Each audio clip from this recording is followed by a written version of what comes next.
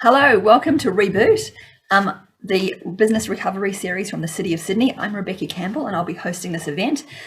Before we start, I'd just like to acknowledge the Gadigal people, the traditional owners of the lands in which much of us are meeting on today, and their elders past and present. And because we're meeting online and lots of us are in lots of different locations, I'd just like to acknowledge the traditional owners of the lands in which we are all meeting on today, and any Aboriginal Torres Strait Islander people who are participating in this meeting. So in a moment, I'm going to be introducing Adam Jacobs, the co-founder and CEO of Hatch and co-founder of The Iconic, and also David Anderson, the CEO of the Big Red Group.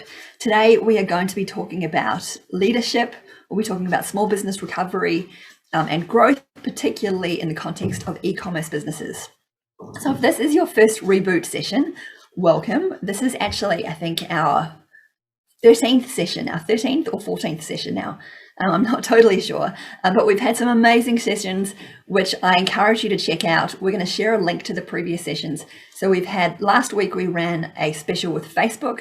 We spoke to Facebook's head of business in Australia and New Zealand and asked all the questions about how to run a Facebook advertising most effectively. The week before we ran a special on Google. We had two experts, one from Canva and one from Koala, on how to do SEO and AdWords well. We've also run leadership session I mentioned before with the CEO of Xero. We ran a content session with the founder of Pedestrian. So please check out the previous events. So two that I want to highlight that we have coming up. Next week, we have a special event with Canva where we're going to be looking at best creative practice for social media. We've also got an event coming up with Spotify on podcasts. So we'll share the links to those upcoming events. So today we have, I think, over 300 business owners registered to participate. This has become somewhat of a thing that people are doing on Mondays. We've had lots of messages from businesses that are actually playing these events in their offices to their whole teams as lunch and learns on Mondays. So welcome if that's you. We'd love to get your photos of you and your team watching these events so we can share them. The format for today, we're going to hear from Adam Jacobs first and then David Anderson. They'll each be speaking for 5 to 10 minutes. And then we go to 3 case study businesses from the City of Sydney who will be asking their specific questions about how they can improve their online business. And I'm sure you'll find their questions relevant to some of the challenges that you'll be facing in your business. Thank you, Rebecca, and hello, everyone. Welcome to our Reboot seminars for 2021. I'd like to begin by acknowledging the Gadigal people of the Eora Nation, the traditional custodians of our land, part of the oldest living culture on earth, and I pay my respects to their elders. I also acknowledge the people of the many nations who live in our city. And I'd also like to welcome the many local experts participating in the Reboot series and sharing their knowledge with our small businesses and startup community.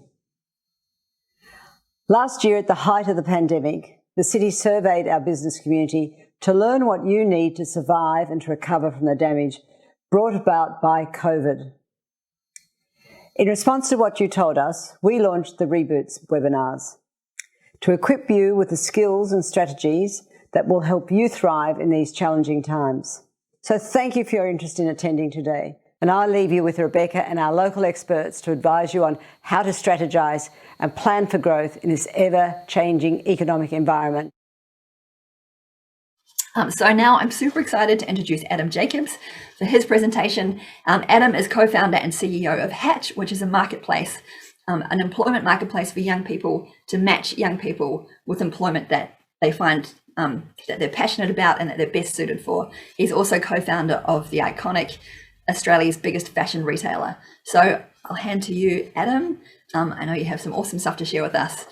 Thanks, Rebecca, and it's a pleasure to be here with everybody on this Monday. What I'm going to do is talk for 5 or 10 minutes to 3 lessons in particular that I learned in founding and building The Iconic. They're going to be fairly broad principles about building businesses that certainly apply to e-commerce, but also just apply in general. So hopefully if you're coming from the perspective of a range of different business models, it'll be relevant. So I'm just going to share my screen.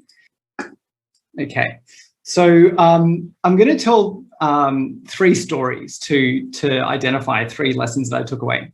The first is about the importance of standing for something, particularly in a digital world that is increasingly busy and cluttered with noise, and everyone's fighting for consumer attention and buyer attention. It is super important to stand for something. So how is it that we figured out at The Iconic what we wanted to stand for? When we started the business all the way back in 2011, and that's a long time ago, that's 6 or 7 prime ministers ago by my count, e-commerce looked really different to how it does today. You know, the primary proposition of e-commerce was buy online because it's cheap. It's a bargain. You know, yes, it's stock from last year.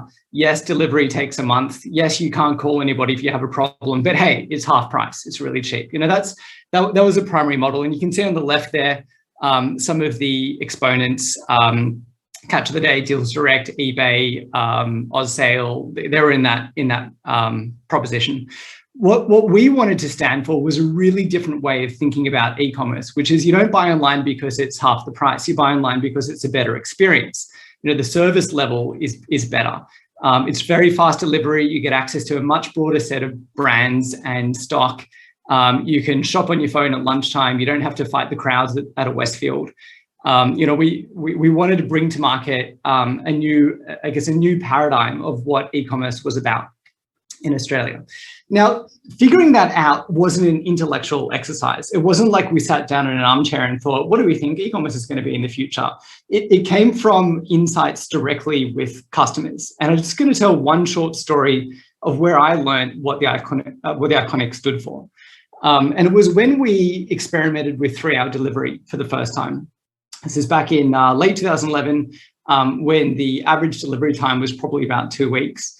And a courier company came to us and said, hey, we do 3-hour deliveries for organ emergencies. You know, if someone needs a liver or a kidney very quickly, we deliver them in 3 hours. So surely we could also do it for fashion.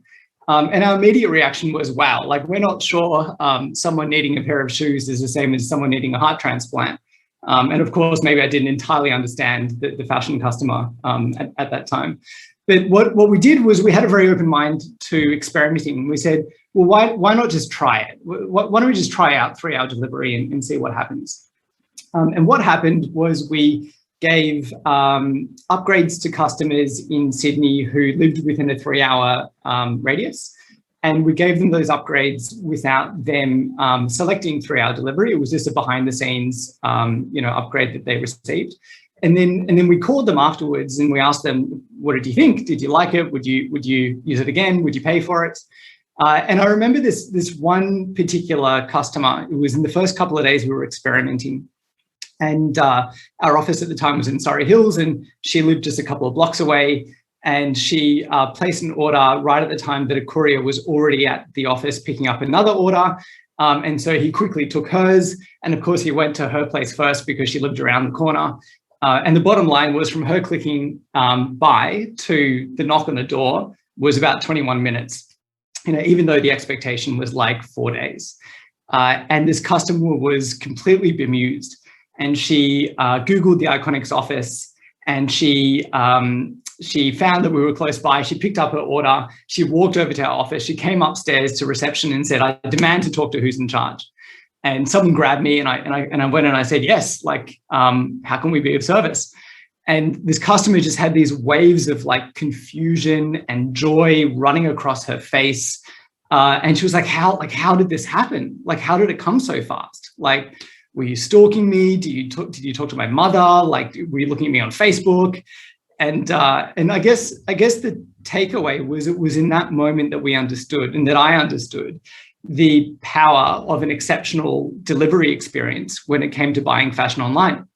You know, when you buy fashion, you're buying more than an item of clothing. You're buying a piece of your future identity. You know, you're exploring how you want to present yourself to the world. And when you receive it with this like exceptional delivery experience that you feel so good about, you infuse that really positive feeling onto the item, onto your feeling of your future identity, onto our brand.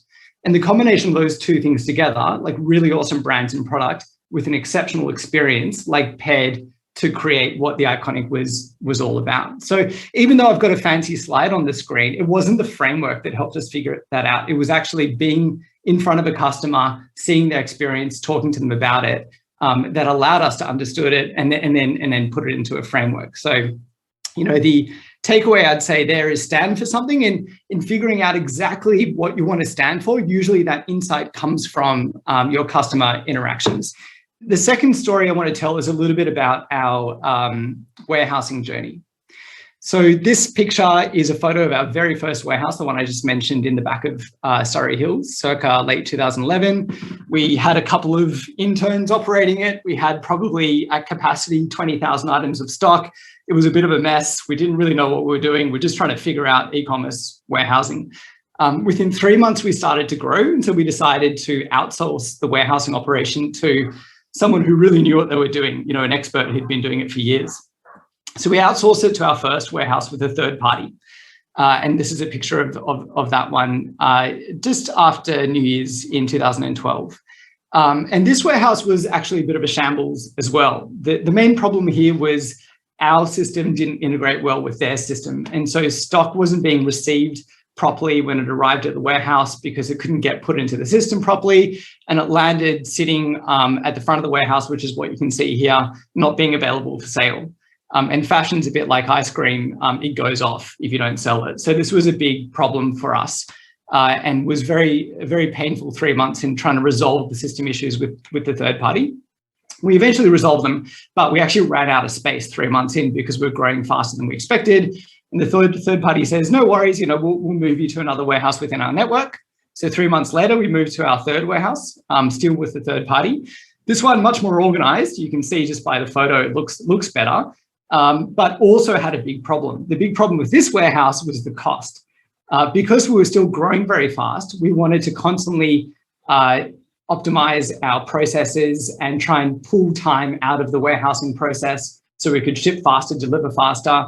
And all those changes were not really what the third party wanted. The third party wanted to lock in consistent, reliable processes and reliable margins. And so every time we made a change, it was a change request, and the change request was expensive and it required overtime. And the bottom line was this warehouse was costing us an arm and a leg. It was not sustainable. We were actually going backwards financially. And so after 3 months, we actually ran out of space again and we had to move, and we had a bit of a dispute with the third party logistics provider. We clearly wanted different things out of the relationship, and we decided to end it. Before we ended the relationship, it became quite hostile and they locked us out of the warehouse for about 4 or 5 days. If that went on for longer, we probably wouldn't have had a business anymore. Fortunately, we came to an agreement. They let us back in. We had 2 weeks to find an entirely new warehouse, and we decided to this time run it ourselves.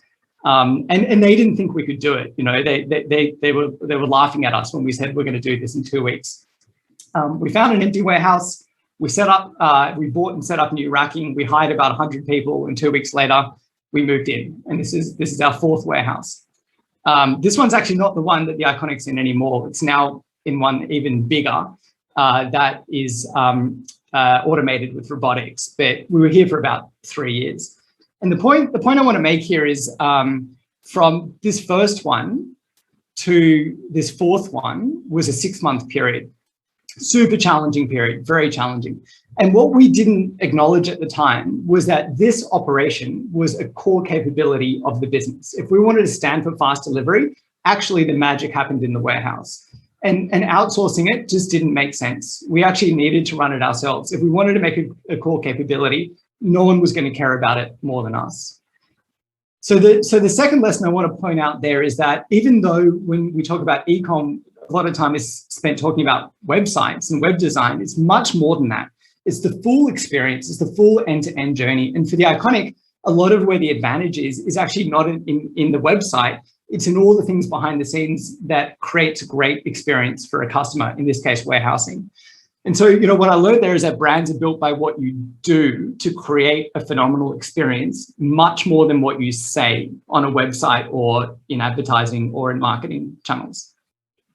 The last point I want to make before I run out of time is about building great teams. The other lesson that came out of that story for me was that the one thing we did really well was give a talented team a difficult problem being, how do we set up our own warehouse within 2 weeks, and put the right people around that problem and let them run at it. And this is perhaps for the people with businesses that are a bit bigger, they're building their teams. If I learned something from building teams at the Iconic, it was that the next generation, young talent coming through who are digital natives, can add so much value to your business when you're trying to build for the digital economy and when you're trying to move really fast. And as a bit of a segue to why I therefore started a second business, being Hatch. Hatch is a way to tap into that talent pool, to tap into the young generation, people coming into the workforce for the first time, typically in digital roles, that you can bring into your business and help you hire the right ones. The main insight behind Hatch is if you want to hire the right person, it's not about their CV. You know, a CV is actually quite misleading. It's much more about their underlying capabilities and their values and their drivers and the things that make them tick, and whether those things are a great match for your environment and what you need. And so the way Hatch works is it looks at those underlying traits and it matches the right young talent to you based on those traits as opposed to who they are on a piece of paper. And so hopefully we'll share the link around in the chat, and would love you guys to sign up and give it a shot. Might leave it there, Rebecca. Awesome. Thanks so much, Adam. That was amazing. Sorry, I was so engrossed in your presentation just then. And the Iconic story is amazing, and it's also super exciting what you're doing with Hatch now as well. I found the same thing as a business owner. The amount of difference that a young person can make when they are excited about what they're doing and when they're passionate about the same things that you're passionate about is just phenomenal. We are sharing the link to Hatch on chat at the moment. So in a moment, we're going to come to 3 case study businesses from Sydney. We're going to ask Adam and David all about their online businesses and what they can do to improve their businesses. But first, I'm going to introduce David Anderson, who is the CEO of the Big Red Group. So the Big Red Group, you probably know best from RedBalloon and Adrenaline and Lyman Tomic and Ready. So Big Red Group is the umbrella group which owns and runs all of those brands. So I wanted to have David speak with us today because there's a lot of business owners who are join the series who are new businesses and early businesses, but there's also a lot of business owners I know that join us who have been in business for a long time and that still want business growth and still want to remain relevant and to grow. And so David is going to speak to us today for 5 minutes, about 5 to 10 minutes, approximately, about how the questions that business owners should ask themselves in order to stay relevant, and how I think, from what I know RedBalloon had a big growth year last year, and you must have been in business 20 years or so. Yeah, 20 years now. Yeah. So how does a business, what I want to know and what I'm excited for you to share is, how does a business like RedBalloon have a huge growth year 20 years after they started? Yeah. So I'm really excited to hear your insights, David. Thank you very much for sharing. I'll have to reshape my presentation now, Rebecca, but I didn't prepare any slides. I was fascinated by Adam's, and I wholeheartedly agree with his points around purpose. So, you know, Big Red Group is, as Rebecca said, it's a double-sided marketplace, and we run a number of consumer brands. And for many years, those brands ran almost in copycat with each other, and I acquired those brands over the last 2 or 3 years. And in that roll-up, we're able to shift them to sit alongside each other. And so really thinking about the jobs each of those brands do from a consumer perspective, as opposed to thinking that they all do every job for everybody, right? And I think, you know, Rebecca's right. We're currently up nearly 60% to our 2019 numbers year to date. So for a business that went through a growth phase in the late noughties and then probably flattened out for 5 or 6 years before we got involved in 2017, we've returned the business back to significant growth. But, you know, before I get there, I'd step back and I'd probably reinforce a couple of Adam's points. When I introduce the business, I always talk about our purpose, first of all. And our purpose is to shift the way people experience life. And so that really defines who we are as a business. We're very clear about that. And when we think about our stakeholders, whether they're employees or whether they're suppliers, whether they're industry, we're very clear about how that proposition turns up to each of those stakeholders. And so, you know, in shifting the way people experience life, you know, we're on a very fortunate business where I don't have the same stock issues that Adam has.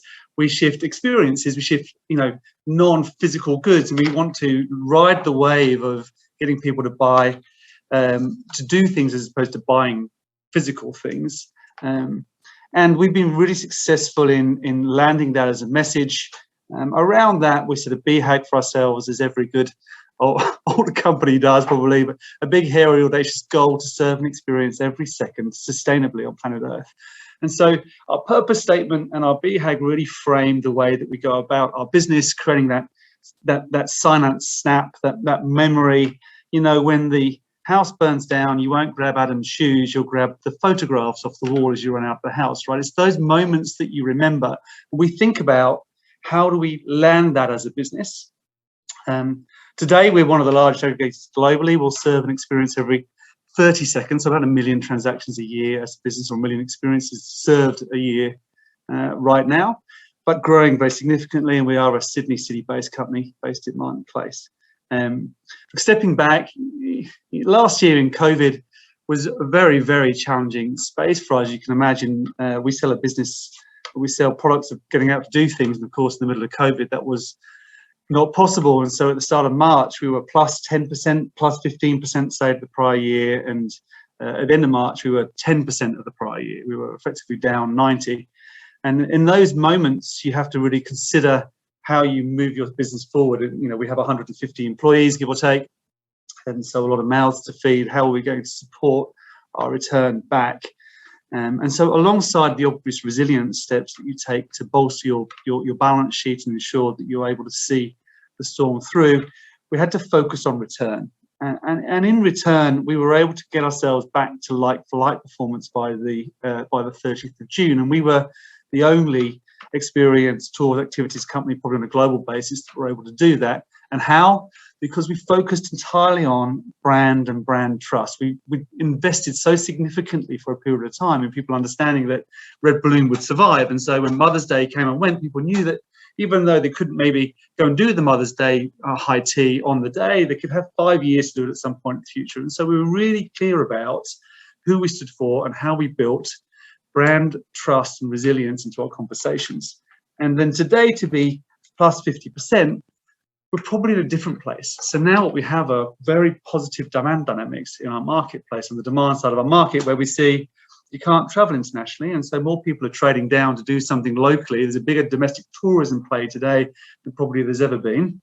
And so in that safe harbor where we haven't got the Airbnbs, the Get Your Guides, the Klooks kind of competing for market share with us, how are we able to capitalize on that opportunity?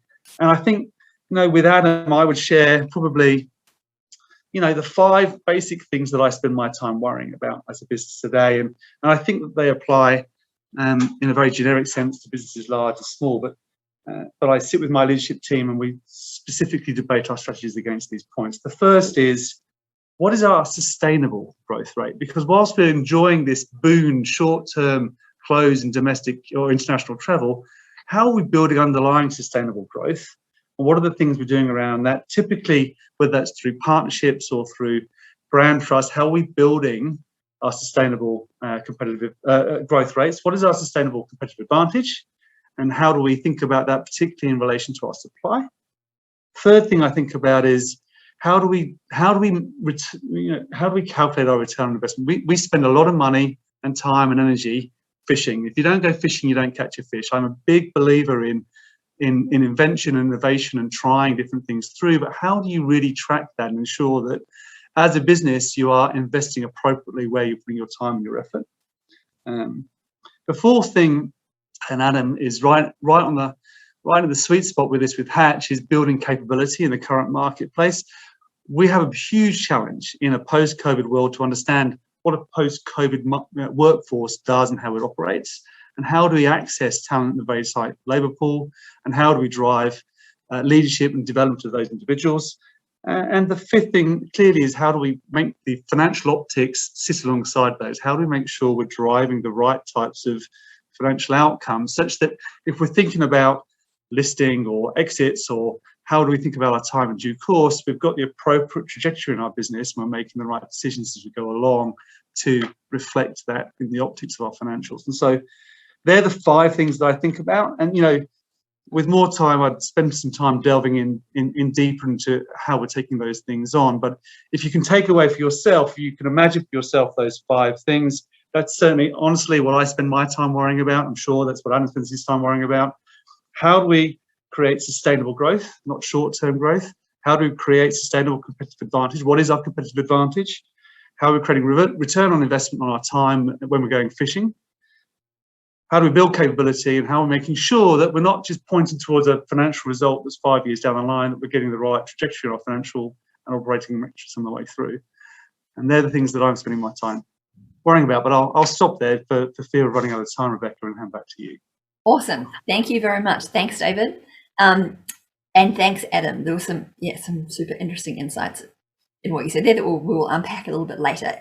So we're going to do something slightly different today. We've got 3 Sydney business owners joining, who all have online stores. Some also have physical stores. We're going to ask you to, we're going to share the links to their online stores, and we're going to ask, the store owners are going to ask Adam and David for specific advice related to their stores. So the idea being that, you know, you will see things in the online stores of the business owners who have been super brave and willing to take on feedback today and have that feedback witnessed by everybody who's watching. But I'm sure that you'll have insights in the advice that these business owners are given that you'll be able to apply to your store.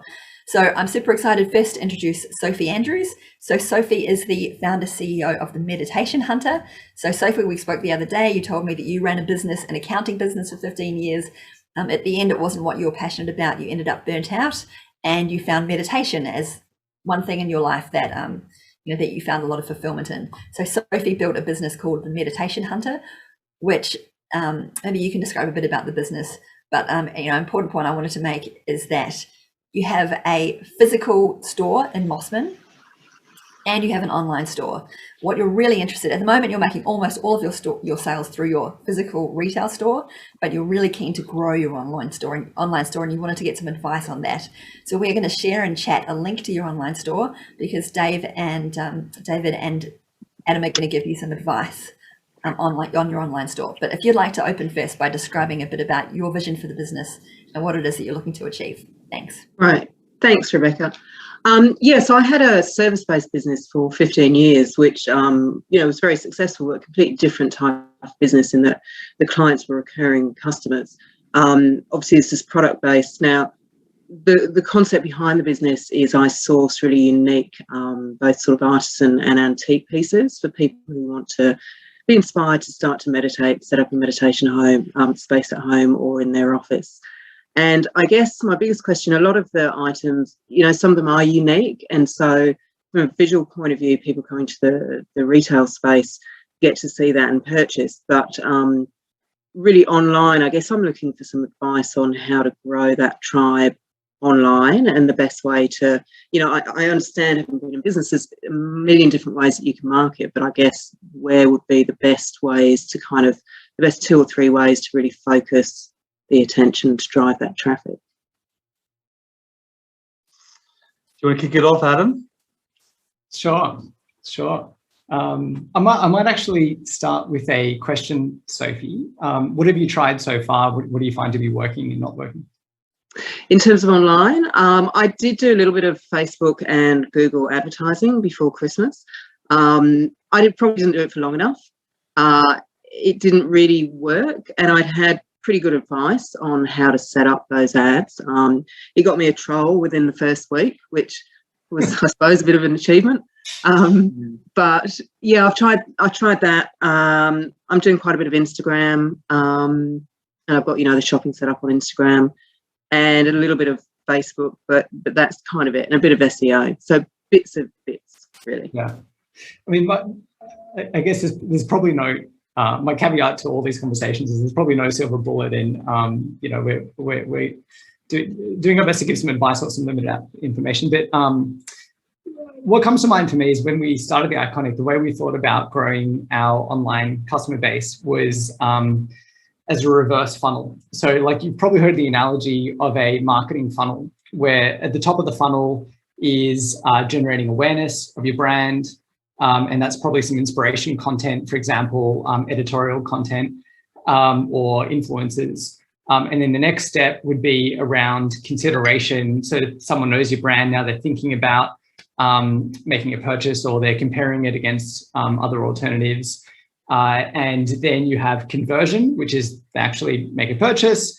And then you have retention, as in they come back and they become a loyal customer. And then finally you have advocacy, so they tell others about you. And that funnel is typically known as the pirate funnel. So if you just Google pirate funnel, you'll find all sorts of information on it.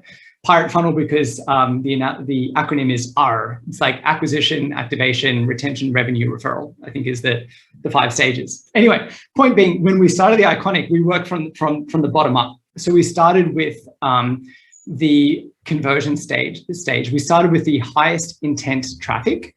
You could think about it as looking for the willing, like the people who already might know your brand, already might have shopped there before in your physical store.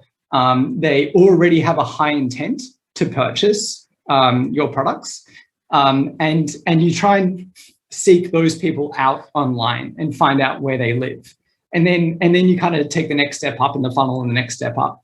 So, and that was very successful for us. For the Iconic, it meant that we started with a lot of search engine marketing, because people who have a high intent to buy fashion products typically are searching for the names of the products on Google. So that's where we did a lot of our marketing to start, and then retargeting and then social media off the back of that. So my advice would be to actually spend some time with your in-store customers around, like, where do they hang out online? What are they consuming? And try and use that to give you some ideas on, like, what online communities to target, and really think about that framework of, like, find the willing, like, go after the willing, the ones that you don't have to convince much, they're already interested, and then build off the top of that. Yeah, I agree. That's good. That's great. I think the thing I observed looking at your website is that, listening to your story, Sophie, this is very much about a lifestyle for you and you as an individual. And what doesn't come through when I land cold on the site is the purpose that you're seeking. And, you know, both Adam and I have talked about how important it is to land the message about the job that you're looking to do. And when I think about what you're talking about, and when I look to your blog and I read your content, it's quite different from the products that you're trying to sell up front, and the landing page and the first message that you're trying to land. And so you're obviously going to appeal to quite a niche audience. I think Adam's comment about asking your customers where they spend their time is brilliant. And I would think more about how, you know, what job you're looking to do for them, as opposed, if the purpose of the website is to sell very beautiful cushions, that's fine, but I don't think that's actually what you're trying to deliver them as in terms of the role you're looking to play for them. And so therefore I get a slight disconnect in terms of the trust, right? It kind of comes across as a slightly zen cool hunter, which is a very cool place to be, but it's not actually the way that you talked about your business or how you got there. Thank you, both of you. Yeah, that's really interesting to get that feedback. I'll definitely take that on board. Thank you. Okay, so in terms of conversion tools on the website, what are your suggestions with what works? I mean, I've tried a couple of different things. Do you have any suggestions as to what works best? Your current click to purchase, and I would, you know, and I know we're going to look at STEM Lab in a minute. I'd have the same conversation. Your current route to purchase is quite hard, and so if you want this to be a commerce process, you're going to have to rethink through your customer journey in that context. How many clicks do I have to take? How much information do I really need? Because you're asking a lot of information about me before I get anything really about you, and because it's a very personal website. And, you know, the way it scales on mobile feels very personal, then it's a lot of information for me to give before I get to buy something when I'm just trying it. So I would think this is about conversion rate optimization. I would be thinking about a different CX. Can I just jump in, David? What would you suggest in terms of the front page? So that you mentioned making it more personal, but what would you suggest you should have as soon as you land? What's important to convey in that homepage?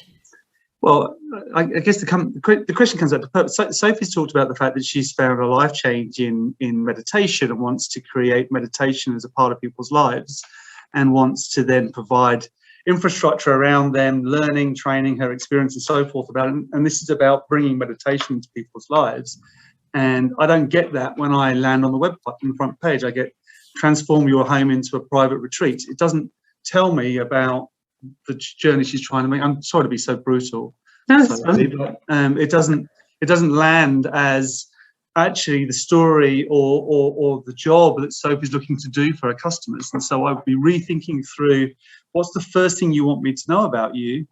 And then if you actually want them to buy something from you, what you can't have is 5 or 6 pages before I get to put my credit card details in, because I just give up before I get there. And so if that's the intent of this, you just need to rethink that piece through. Yeah, I might just add on that in terms of the homepage. One thing to think about is, so you start with quite a visual banner, transform your home into your own private retreat, and then a sentence on what you do, and then straight into some fairly specific products and categories. And so I think the question I would have is, like, how can you make that more of a holistic story? It feels a bit disjointed to me at the moment in terms of a statement about what you do at the top that doesn't quite talk to your purpose. It's more about the job you do. And then some products that I think in person come to life, but online it's harder to show their uniqueness. So maybe there's a way that you can present the uniqueness of your brand that puts like those products in a better context to make them feel more exciting. And the way I think about that is, what is the, rather than stating at the top, I guess what you do, as in transform your home into a private retreat, I'd think more about, like, what does it mean for the person that you're appealing to? Like, what is the change on them you're trying to create? The change about them, the change in their life. And then how does that dovetail into the way that your brand, your products helps them achieve it? And try and to pull that into a bit more of a story. And also how it's personal to you, because this is all about your personal brand, Sophie. So I think about how do those items actually help you achieve the life change that you've made. Temple & Webster do a really nice job of talking about the carpenter behind the chair, and I think this is another example about how you bring that to life. Awesome, thanks, guys. I think also thank you so much. Thank you, and thank you, Sophie, for being willing to ask your questions as well. And I would encourage everyone to check out your website and also check it out over the next few months as it evolves as well. And I was thinking just on what you were saying, David, about trust and your story of the founder and why they're building the business. Just the early days of RedBalloon, I remember Naomi Simpson having such an incredible personal brand and personal story behind that business.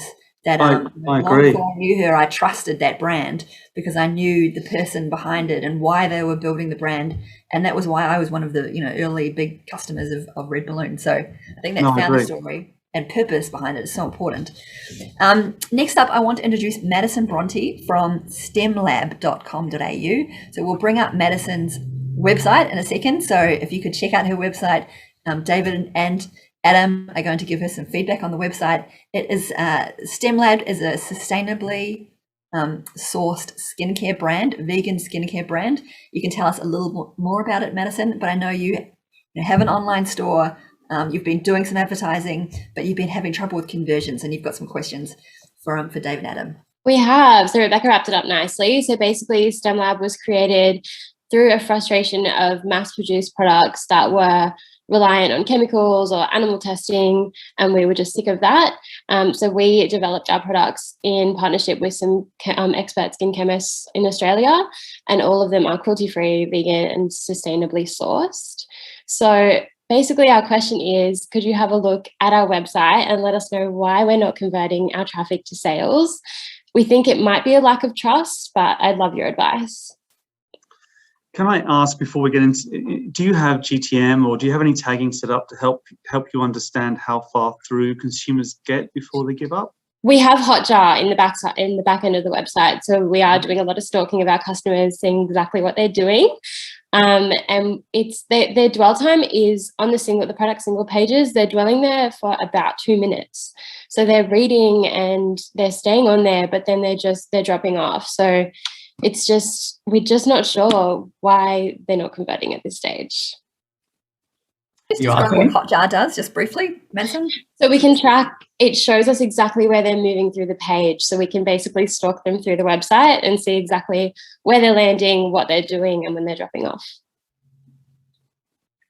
Have you talked to any customers about this problem? Run any focus groups, anything like that? We probably should. We haven't done that yet. We've both basically just been watching them at the moment. But yeah, I think that's probably something we need to do. At the moment, our kind of next steps to build strength, I think, a little bit more in the trust of the brand. So doing some more like PR outreach, trying to get people talking about the brand, so people firstly know that it exists and that the products they work.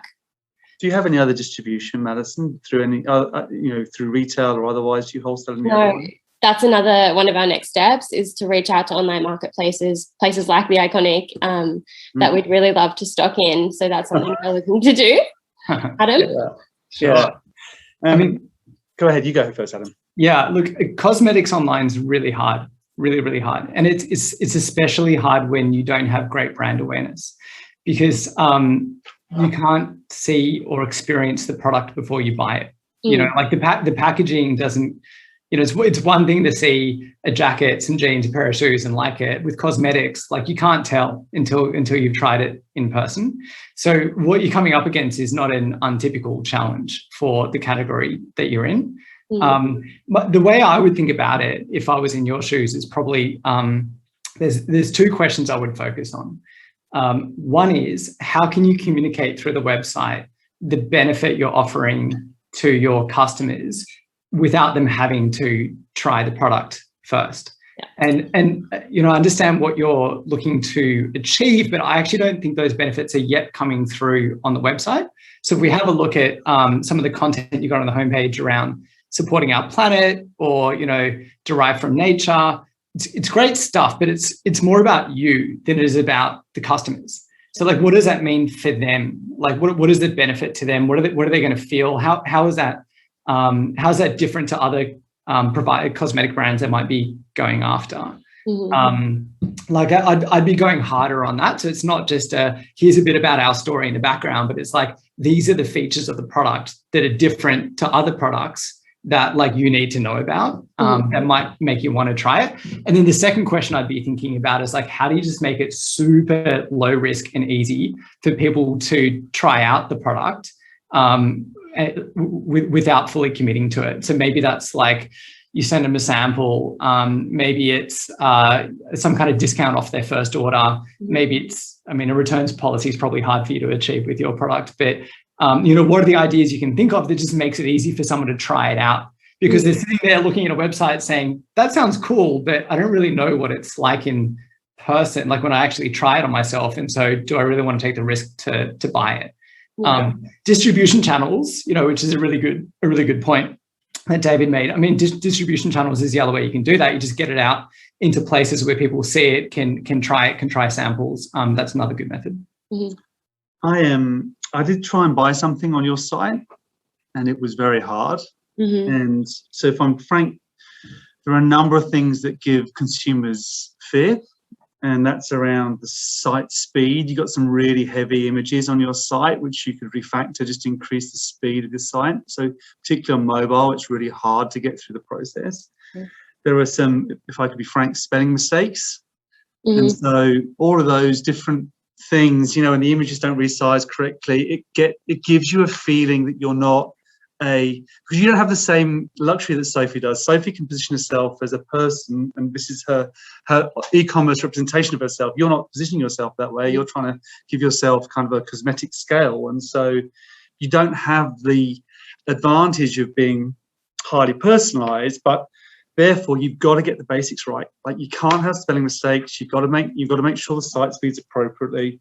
Your cleanse code didn't work for me on checkout. The the error code that came back wasn't helpful for me. You're asking for lots of even if I want to check out as a guest, I've got to give a lot of information again. And so I really think you're giving a lot of friction to the process. And I think back to Adam's point, you've got to build early trust. And so PayPal gives you early trust, but you don't know that you're a PayPal taker till right at the end of the process. You have if you can't give any personal, another way to build trust is about having,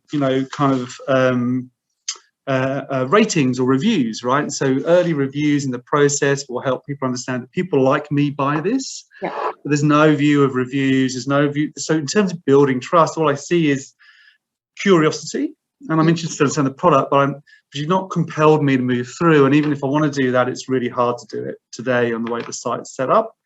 And so, sorry to be so frank, but you've got some basics to get right if you want to get people to buy it from you. No, that's really helpful. Thank you. Perfect. Thank you. Thanks, David. Thanks, Adam. Thank you so much, Madison. I know this is super hard. Like, I've launched a few businesses, and every time I launch anything, I'm always super embarrassed by whatever I put up. And I know I've looked at your site and it's great, and it's just, I'm just wanted to empathize with you because I know how hard it is and how hard it is. But this feedback is super useful. I mean, definitely. I know that it's kind of like hard to take, but it's really useful. I'm sure everyone else will find it really useful as well. Yeah. And everyone, please go and check out your website. Thanks, guys. Thank you. Thanks. Good luck, Madison. Thank you, and thanks, Dave. Thanks, Adam. For the feedback is really useful, not only for these business owners, but for everyone else who's participating and watching us back later as well. So last up, we have Oscar from Oscar Razor. We'll put his website up. Oscar has, a slightly different stage of business. He sells razors by subscription to men. So you have around 10,000 customers, so a fairly established business. You've been around for quite a long time. You're now looking for the next phase of growth. You want to go into the US. You know, a couple of questions. I know one of the questions is around reaching men online for your product, but I'll hand to you, Oscar, to give a summary of your business and to put your questions to Adam and David. Okay. We've probably got the most simple business model, particularly compared to Adam's iconic. You know, we've got essentially one SKU and some skincare cues. It's basically razors on subscriptions with skincare, and it's modeled on the Dollar Shave Club model, which probably most people know. So it's not, we haven't pioneered the concept, but I'd like to think we've done it, certainly as far as quality is concerned, better than those guys have done. But it's very much a case of, we're a very small brand dealing with the juggernauts like Gillette, owned by Procter & Gamble, and Dollar Shave Club, now owned by Unilever. So it's the ultimate David and Goliath battle. Now, in our favor is that the reviews are fantastic. I think we punch far above our weight. We've got a 4.7 star review rating, which actually makes us the highest rated razor in Australia.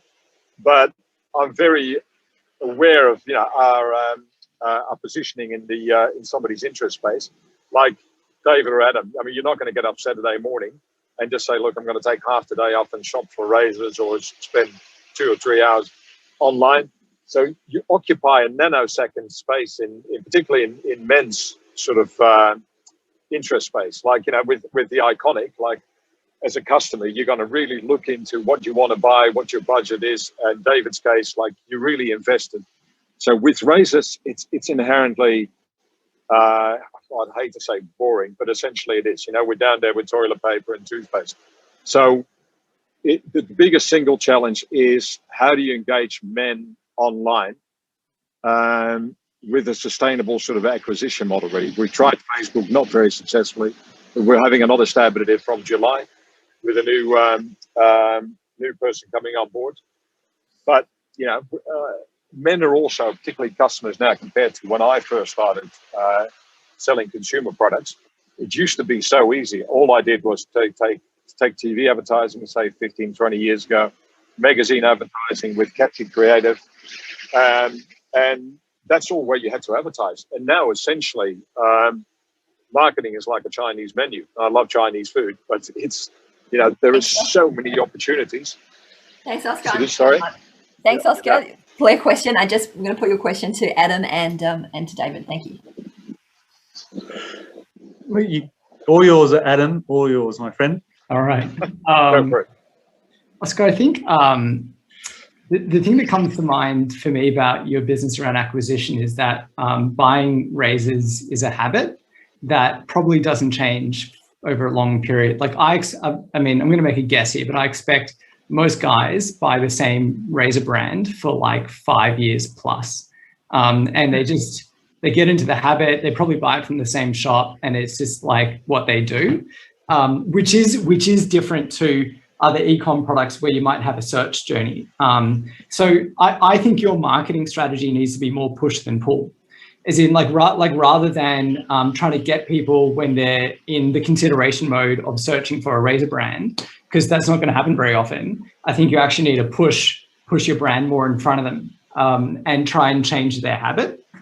And the way to do that, just thinking about what you've said about your business, is you've got really high customer satisfaction and reviews. Like I would be looking at a fairly aggressive referral marketing strategy, where you think about, okay, you've got your customer base. How can you leverage that customer base to like acquire more through using them as sales assets? Maybe that's a discount benefit. Maybe it's through partnership deals. It could be a range of ways you're thinking about it. But I'd actually use your traditional marketing skill set from 10 or 20 years ago. I think that's actually very relevant here, because it's probably not the finesse digital marketing strategy that's going to get you across the line. It's the get your brand in front of people at the right time by people they trust. I think that's what I'd be thinking about. Yeah, I think clearly, when you think about differentiation, you can differentiate on price, but Dollar Shave Club took that space up, right? For example, you can differentiate on innovation, but at the end of the day, it's just a razor, as you say. And so you've chosen to differentiate yourself, or you can do it on customer service, or you can just do it in terms of quality, right? And so you've chosen to position yourself in quality. And I think it's excellent that you've chosen the ground on which you're going to make a stand. What doesn't come through, I think it's great, and kudos on your website. Actually, I thought your website was excellent in terms of how it quickly got to the point, delivered the reviews early, and so on. So I think from a commerce trading perspective, you've got it right. I think the challenge for us is, how do you build awareness of your brand and your brand's positioning versus commodity in a commodity space versus a kind of value price-based position in most of your competitors. And I do like Adam's point about the fact if you've got 10,000 customers that who are presumably they're subscribed and they're buying on an ongoing basis. Not all of them. We've got people that buy on and off really. So that's the thing as well. There's a bit of a mindset change in Australia that probably fair to say we don't subscribe as easily in Australia as they do in the US. Well, so then I think building, so for me, when I look at my strategy at the moment, paid is super, super hard and it's only getting more expensive. And in your place, in the kind of a non-branded paid strategy, it's going to be really expensive to acquire.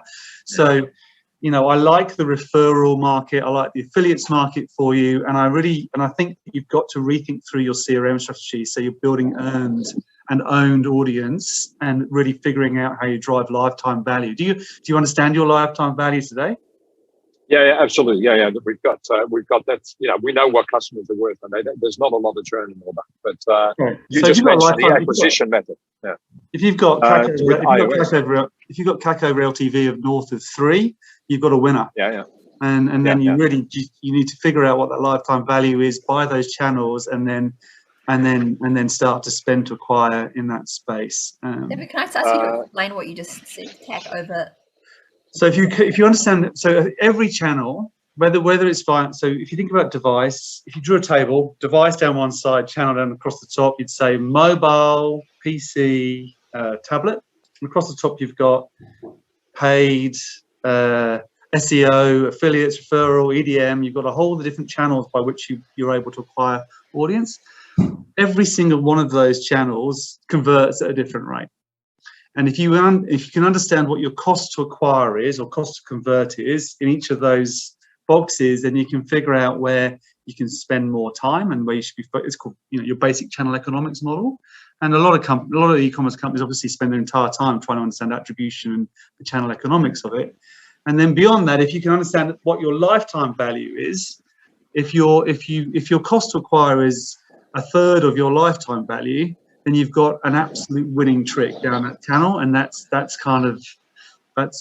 off to growth equity or venture and off you go type thing. So I think I would be spending time trying to understand your building your own subscriber base, looking at what other complementary channels you can go down where you can really leverage, because you know a lot about that customer. In fact, if you've got 10,000 or some subset of that 10,000 are buying every month and you're moving them into subscribers, I would be seeking to understand more about them and then using those guys as an audience to go and acquire.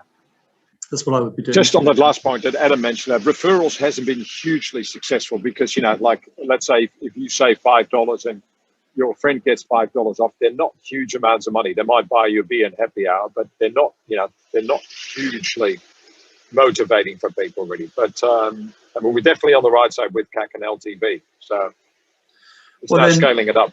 Yeah. And I just wanted to get, I know, Oscar, we're running short on time, but you had one question around iOS 14 that you wanted to raise. And I know that a bunch of people. That's a big fly in the ointment, Rebecca. We talked about it last week in the webinar as well. I know a lot of business owners at the moment are worried about this, so I wanted you to put that question as your last question as well. Thanks. That's we're just starting now with somebody we're taking on board with the Facebook program, and you thought, my God, it's just probably not the best timing, but we'll find out in the next 3 to 4 months. Some of the early reports I've seen, particularly from overseas on iOS, it's having a major impact, and I think nobody's going to know for probably the next 3 to 6 months what the impact is going to be. So it kind of feels as a direct-to-consumer brand, you're sailing in the eye of the storm. Now you can say fasten your seatbelts and all that, but and the likelihood is we'll all survive, but it's going to be pretty challenging to say the least. Thanks, Oscar. Just so those who aren't aware, these are the changes that Apple has recently made in the release of iOS 14 with regards to how they track customers. So maybe, I don't know if I want to put that to Adam or David, who wants to jump in and answer that question, but what should businesses owners be aware of right now? And, how do you think this is going to change the way that we approach digital marketing? So I'll just make a point there. I think it will change digital marketing. I think it's hard to know exactly how. I think we need to see it play out a bit. I think one thing that we can say for certain is it will be even more valuable to therefore build your own signed up customer base. Yep. And to really nurture them. And particularly, Oscar, for your business model, you've got a great opportunity to do that, right? To take those 10,000 and build it out, to make sure that as many people hitting your website as possible is dropping in their email address. That's, if there's one way that we can protect ourselves against those changes and where they land, it'll be building our own signed up customer bases and investing into customer relationship marketing strategies and tools. Yeah, I agree with Adam again. I think it is going to dramatically change. Performance marketing in the walled garden is only getting more expensive, that much we know. For your business, I would imagine from a Facebook perspective, it's going to be less about understanding that attribution model and more about getting the right types of mid-funnel content, to quote Adam, out there in terms of building awareness. I think Dollar Shave Club did a really great job with their viral videos and so on. They were really clever ways to acquire men, and so I'd be thinking about maybe less about iOS 14 and paid as a performance channel for you. I'll be reconsidering how you think about Facebook as an awareness channel, and using the audiences you've got to kind of profile and target appropriately. And then, as Adam says, time to get on the front foot with thinking through CRM. So essentially with Facebook, what you're saying is going back to the ways that TV and newspapers and magazines were, like you spend all your money and half of it works, the other half doesn't work. Whoever said that, I think Revlon, I don't know which half works, but that's essentially where it's going to again. I think that's very good advice, though. Use Facebook. Think of Facebook as awareness, and then invest in or focus on building your own customer base. Yeah, exactly. Yeah. That's great, guys. Thank you. I send you some praises, David. Thanks very much, Oscar. Yeah. We're going to go to a couple of questions. We haven't had many questions today, which must mean that everybody's been totally engrossed in the content and hasn't had heaps of other questions pop up. So it's awesome. There are a couple of questions, though, that I want to bring up. So one is from Mike. It's a very broad question, but the question is around what would you suggest for someone who wants to turn a hobby into a business? So maybe they have a hobby, something they're super passionate about, maybe they've started selling online, but they want to turn this into a business? Let me go first in this one because it plays into my space. So, we have about 2,500 small businesses on our marketplace, and one of the joys around the way we should get to shift the way people experience life is that the narrowbeam paddleboarder gets to do his narrowbeam paddleboarding, right? He gets to do his craft, and he gets to share his stories, and that's a big part of what brings me a lot of joy about how we run our business. And so, if the pursuit is to make sure you can do what you love, then throwing $500 at Facebook and hoping for a different outcome probably isn't going to be the answer. And I would seek the right marketplace partner as a way to deliver your customers. Thanks, David. I would just say that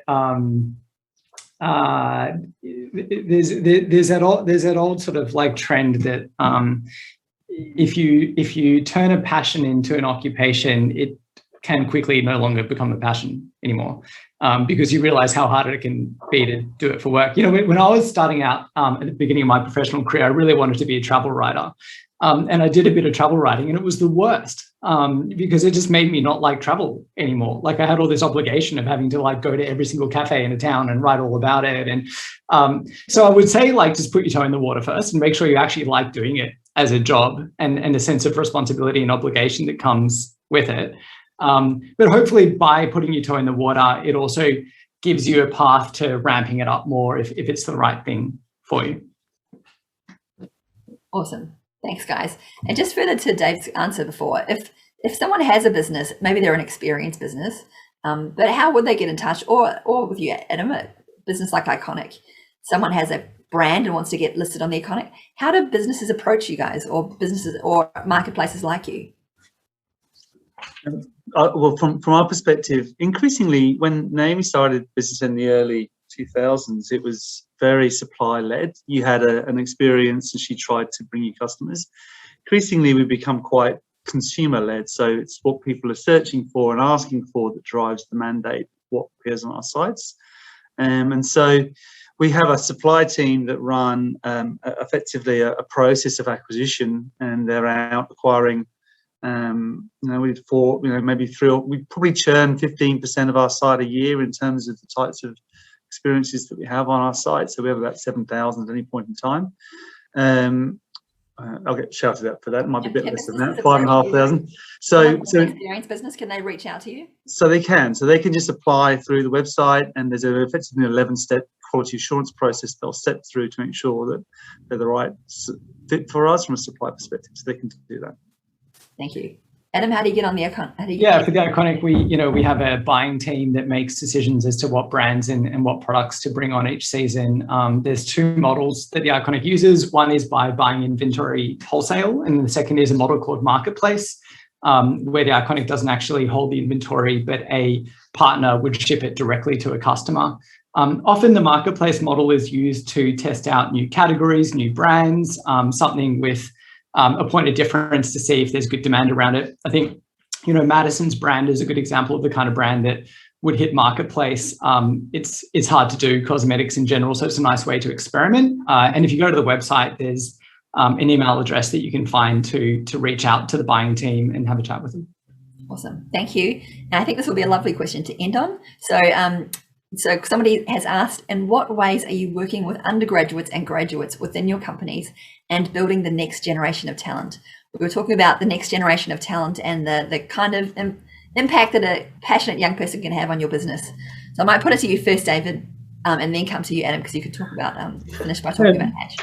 Yeah, at any point in time, we probably have 20, in the current marketplace, maybe 20 job opening across our business in a range of positions. But right now I know that Kylie and Naomi are looking for undergrads to come and spend some time, do some work on our corporate brand and social posting. So I think whilst we don't have a formal graduate program today, we definitely have opportunities all the time for guys at the start of their career to come and get some time with us.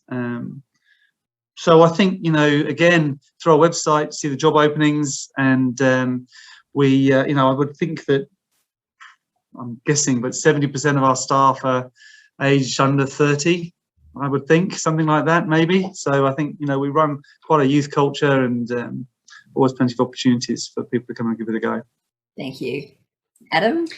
Yeah, I mean, what I can mention is what I'm seeing in the market in general. So, Hatch is a employment marketplace that makes it easy for employers like David to find really talented undergrads and grads to bring into their teams. And that has become more relevant in the past couple of years because the way we're working is changing. There's more experimentation. There's a need to bring new services and products to market faster. There's a greater emphasis on the digital economy and digital channels to market. And that faster changing environment creates more space for young talent to come in and work on projects, to work on new ideas, to bring fresh skills and talent into organizational reinvention and invention. And we're seeing that quite broadly. And so we're seeing a lot of organizations that don't have established grad programs wanting to engage more in undergrads and grads, and Hatch is there to make that easy, to turn all those students and grads into one big talent pool that's nice and easy to access on projects on demand. I should talk to you after this, Adam. Would love to. Awesome, thank you. And if business owners out there want to hire a graduate, they go to Hatch. Yeah, so the website is on the chat, but if you just head to www.hatch.team, TEAM, and take it from there. Awesome. Thank you so much. We're going to wrap up there. We've gone very slightly over time, but I really want to thank David Anderson and Adam Jacobs. Thank you so much for your time and for your presentations. And that was a super insightful session. I know I learned a lot, and it was really lovely speaking to you as well. Thank you so much to Sophie and Madison and Oscar for being willing to share your businesses and being willing to take feedback. And I know that lots of people watching will have learned so much from the insights that were shared with you today, and from your openness as well. So thank you so much for that. I just wanted to remind you, this is the third and final series of Reboot. We only have 3 events left. So next week we have our special event with Canva, where we're going to look at creating creative that cuts through on social media. 2 weeks after that, we have a break for Queen's birthday. Then we have a special on digital marketing, where we have Mark from Shopo and Karina from Plan, and that is a special on digital marketing for small business. And the last event, we're looking at books and podcasts with Spotify. So we're posting the links to those events. Please do register. The events are all free, but we do hit capacity based on our Zoom license. So if you do think you want to come along, please do register. If you would like to be featured as a case study, we still have a couple of spots left, although we are getting pretty full. But you can email the City of Sydney business email address, which we're just posting on the screen as well. I want to remind you, you're about to get emailed a survey. We're going to share a link to that as well on the chat. It's really awesome if you can help by filling in the survey, saying what you got out of the session and any advice for the final 3 events as well. I hope you enjoyed the webinar today. I hope you got as much out of it as I did. We will be sending you notes. I think it is Thursday. There will be a video of this session posted on the City of Sydney website. Thank you so much to the City of Sydney for putting on these events as well. I am Rebecca Campbell, and thanks again to everyone, and I look forward to seeing you all next week.